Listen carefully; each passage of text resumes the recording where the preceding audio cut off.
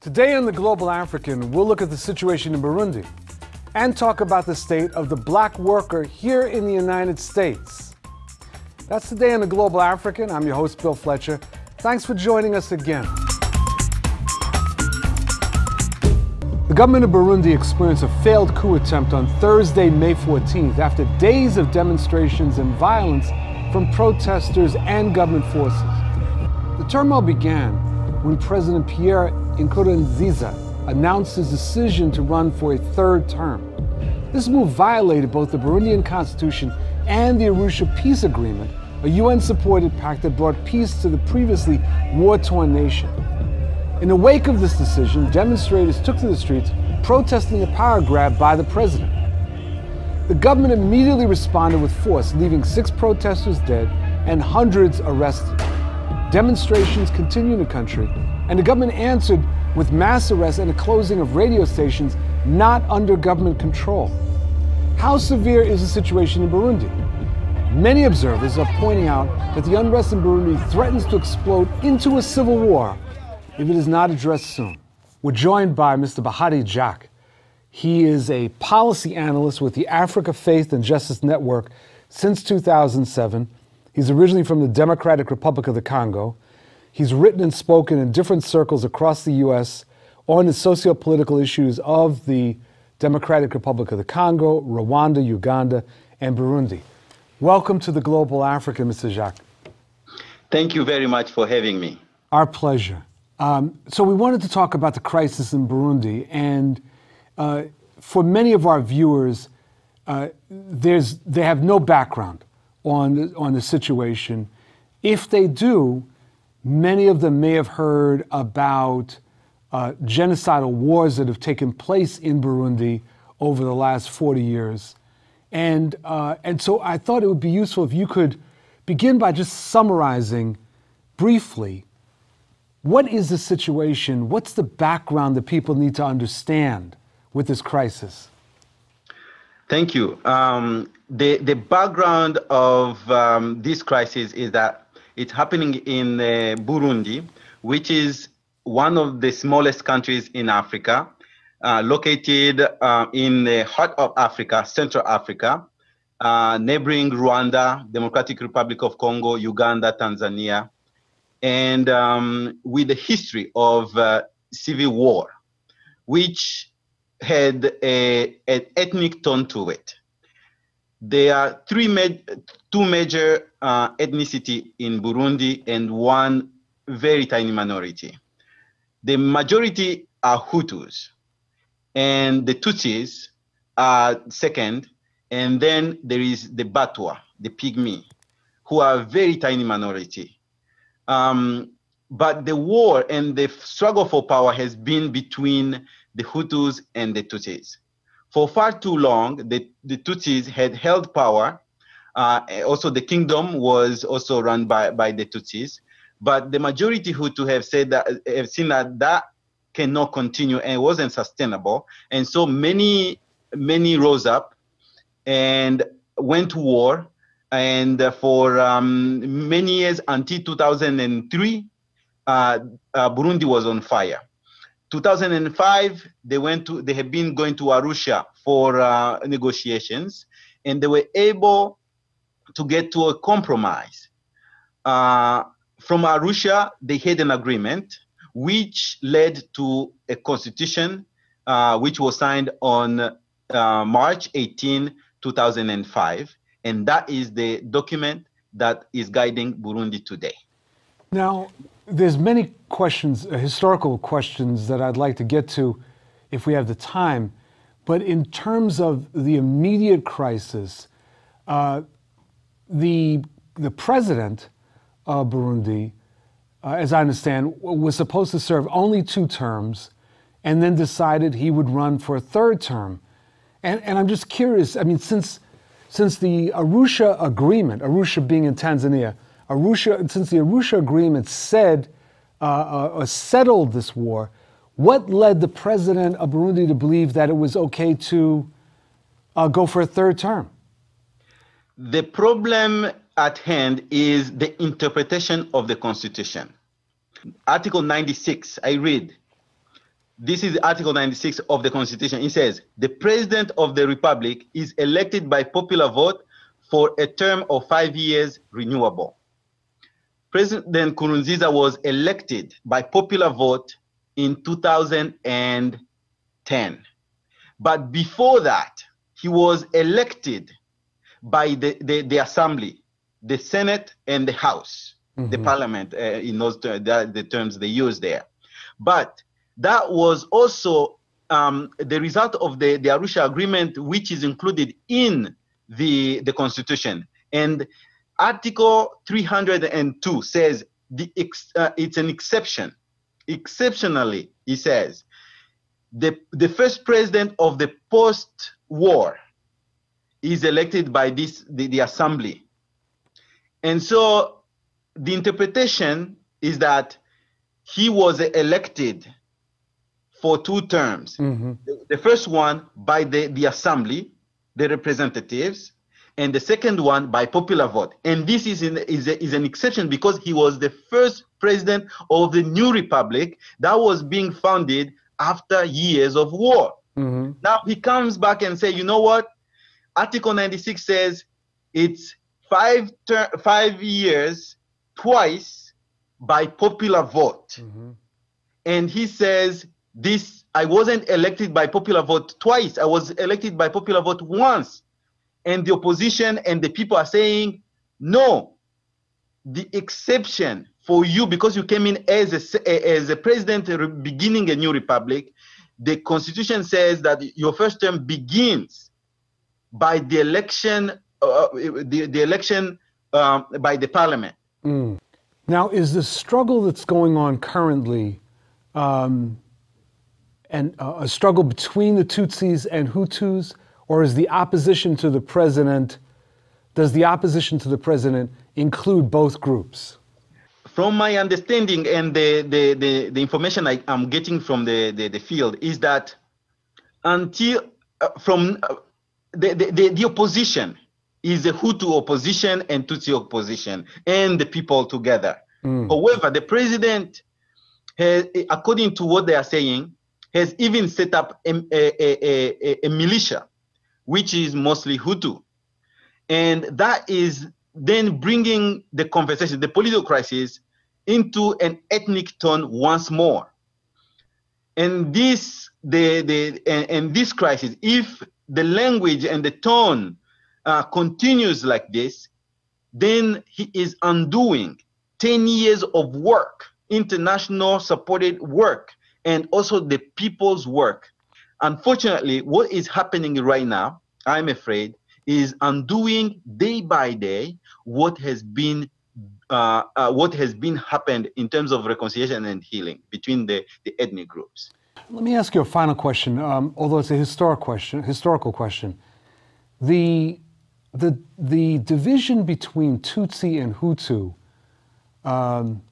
my understanding has been that it was largely a division that was created by the Belgians, as opposed to being fundamentally a division that was generated from within the continent itself. Is that accurate, or am I mistaken in that? Colonialism has a part has a part of the responsibility in some of the issues Africa is dealing with. So I would agree, in part, with those who attribute the divisions between Hutus and Tutsis in Rwanda or in Burundi to the presence of colonizers. But also, we've got to also own up and say that ethnicity is an identity to many Africans. And tribal lines are well known. When you look at the history of kingdoms within the two countries, there are a lot of, the one who was in charge is clear. And so the struggle for power did not start with the Belgians or the Germans. The struggle for power was there before. There are myths that that praises one group against the other. Where are the Twa? The Twa are the most oppressed in these two countries. So there is evidence of colonizers' hand in the crisis or in the history of the crisis. Also, there is personal responsibility of the two ethnic groups. And that has to be understood by the leaders today. We can't remain in the history. Today, we need to look forward and go ahead. Thank you very much, Mr. Bahati Jacques. Very much appreciate you taking the time to join us on The Global African. Thank you very much for having me. I appreciate it. Thank you for joining us for this segment of The Global African. I'm your host, Bill Fletcher, and we'll be back in a moment.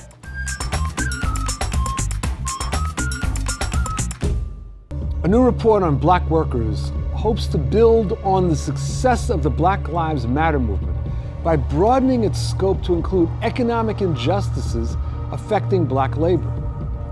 Asserting that Black Lives Matter also means that the quality of those lives matters, argues the report, issued by the Discount Foundation and the Neighborhood Funders Group. The report traces the historical roots of the black jobs crisis, which for the last 50 years has meant that the unemployment rate for blacks has been at least double that for whites. Even as the United States recovers from the recession, the black unemployment rate lingers at 10% as of this past March. By recognizing that the problems of low-wage workers and black workers are intimately intertwined, the authors hope to galvanize potential for partnership between organized labor and black workers, a partnership that could serve as a vehicle for civil rights activism. We're joined for this segment with Dorcas Gilmore, who's an attorney and consultant focused on racial equity and solidarity economies, and a co-founder of Baltimore Activating Solidarity Economies.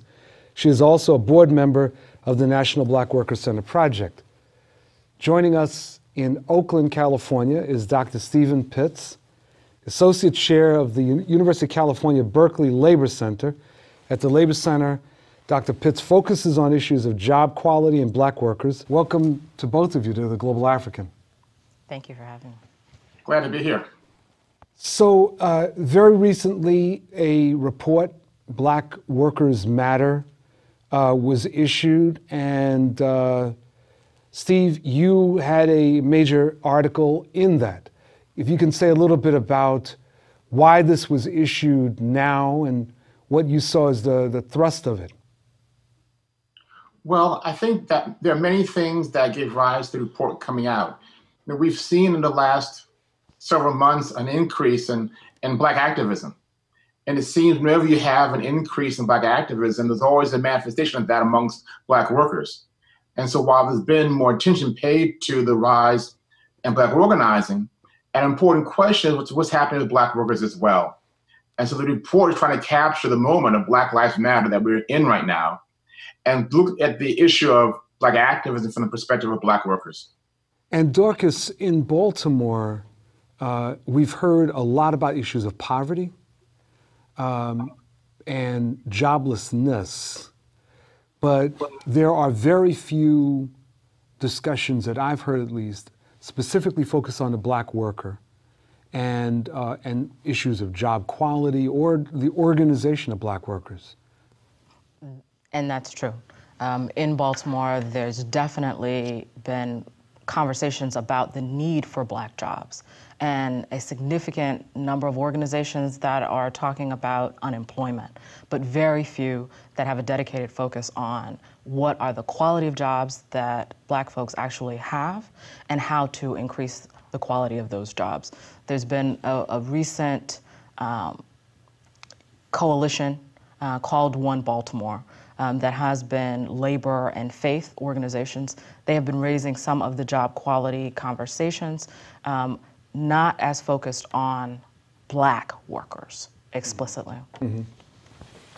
For the last at least, 50 years, there's been a recurring theme when it comes to the question of black workers, that black workers are no longer needed in this society. And that, almost that the situation is hopeless because of the reshaping of the economy. And I'm curious how both of you respond to that, and what do we say about the disappearance of employment opportunities for Black workers? Steve? I really think it's more a matter of the transformation of opportunities. I mean, I do remember back in the 60s when people talked about automation would replace jobs, and we'd have a situation where no one would have jobs. And that clearly wasn't the case. And so the issue is not really the disappearance of jobs. It's a transformation of work in many major ways. Black workers still exist. We still have jobs, different type of jobs. But the issue is the nature of those jobs and the power that Black workers and all workers can bring to the job market to improve the quality of those jobs. Dorcas? That transformation really does look like an increase in healthcare jobs, in service sector jobs, and it's important, particularly in those sectors, to look at the gender dimension of the way in which job quality matters in the Black community. So in order to actually have the conversation around the visibility of Black work, that we must be talking about what are the sectors that are the growth sectors, which Stephen has done significantly, as well as who is actually working in them presently, what are those conditions of work, and recognizing that gender also matters in how we think about the Black worker today. Explain that. How does it matter? It matters that in almost every sector, that Black women have a higher rate of unemployment, that there is than other women, that you have higher rates of labor market participation or labor force participation, but at the same time, you have lower wages, that Black women are working as healthcare workers, they're working in service sector jobs, and they are disproportionately a part of the low wage economy, even greater than Black men. And so having a conversation about that is critical to the Black worker discussion. When you talk about the issue of quality, I'm thinking to both of you, I'm wondering, you've both talked about transformations in the job market, different types of jobs. Is there a fight that needs to take place about the creation of certain kinds of jobs?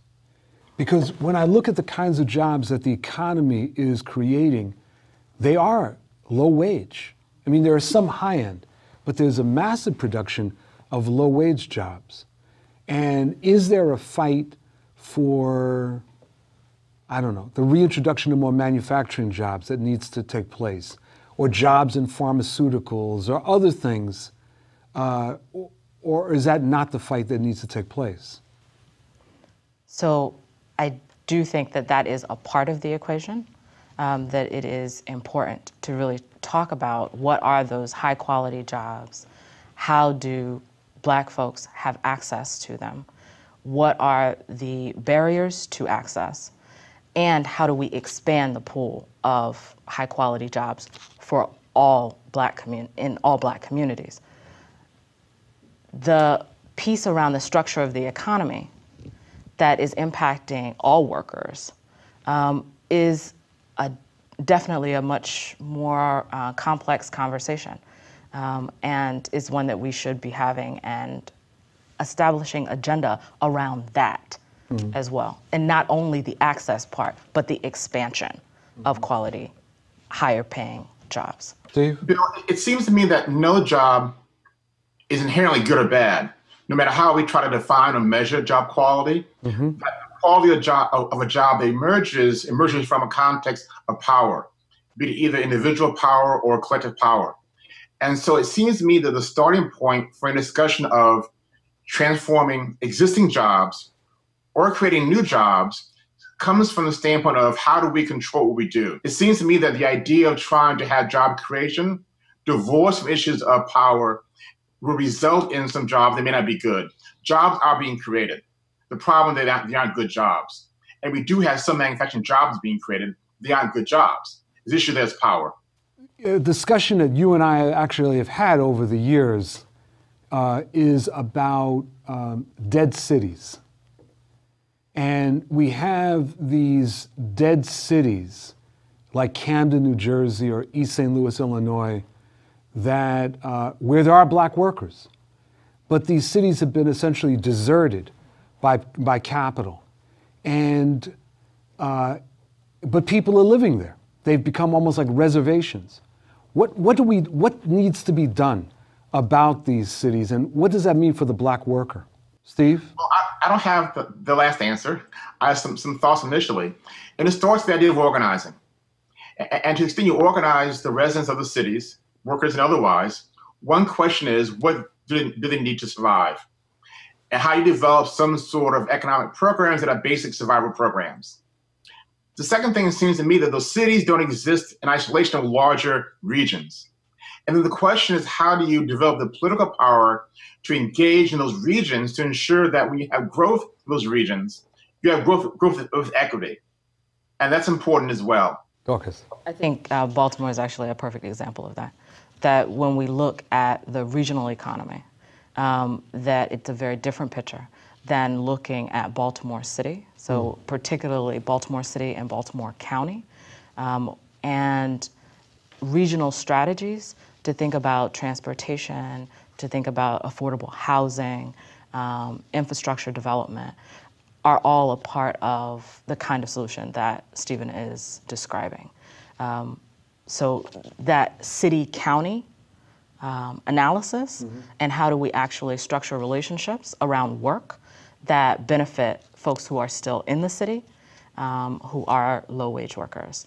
One of the things that has been a major point of contention and discussion over the last, particularly the last 30 years, has been the relationship of immigrant workers to African American non-immigrants, and the issue of job competition. And so there are those that have argued that immigration, particularly from Latin America, is hurting the black worker, the African American worker. And there are others that make an alternative argument. Steve, any thoughts?